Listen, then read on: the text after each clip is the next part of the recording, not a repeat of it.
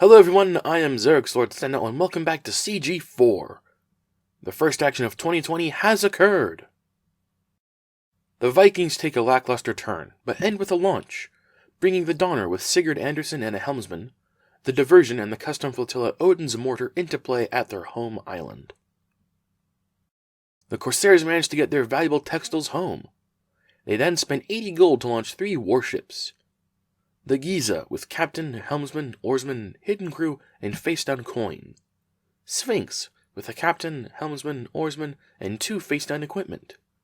And the Osiris with Danvian Arastelos, Langarlia, helmsman, oarsman, and a face-down crew, are all added to the Corsair fleet, giving the Corsairs some firepower that can be used against the pirates.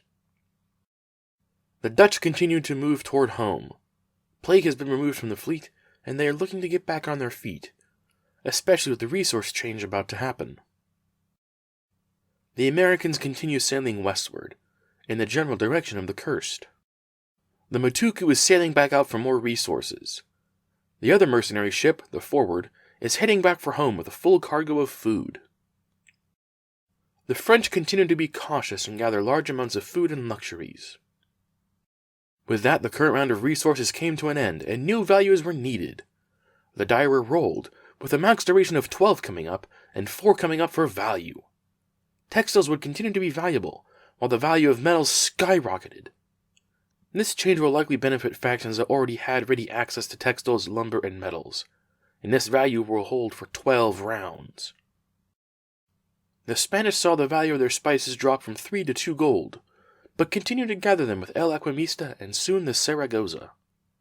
Meanwhile, La Monarca and the San Pedro have docked home their holds of spices. In the archipelago, the Collector del Dia explores a textiles island for Spain, loading a full hold. The Hoya del Sol loads more gold from the gold UT at the lumber island. They and the conglomerate so far have not loaded the lumber produced by the island, only the gold that was revealed there. The Spanish finish off their turn with a launch, using almost all of their gold to launch the Santa Ana with a helmsman. The Jades have their plague problems mostly sorted, and the Virtuous Wind and Sea Duck dock home, unloading their cargo. The Noble Swan is stuck with plague at enemy state until the Jades can figure out a way to remove them. Like the Spanish, the Jades launched at the end of their turn, putting the Sea Crane with the helmsman into the water, and a replacement helmsman for the Virtuous Wind. The conglomerate splits their forces, with Kafi Amat succeeding at his SAT to get a head start back to the Ark. The Ignition and Reihi head west in search of new islands, or to rediscover old ones. The English now know that textiles will be valuable for some time, and thus redirect almost all available ships toward the large textiles island in the west. The Aberdeen Baron is a turn or 2 out, the Alexander's beginning to make her way home, and the Lady Provost is just getting underway. The Sea Tiger docks and loads some food, while the Dover is heading back home with her own cargo. The Hound makes way for the Textiles Island, while the Dawn Treader sails north to join the Hyena. The Hyena sails past the Spices Island and sets her sights on the wreck in the northeast corner of the map. The English hope that whatever treasures may be there will benefit them. And that wraps up this report.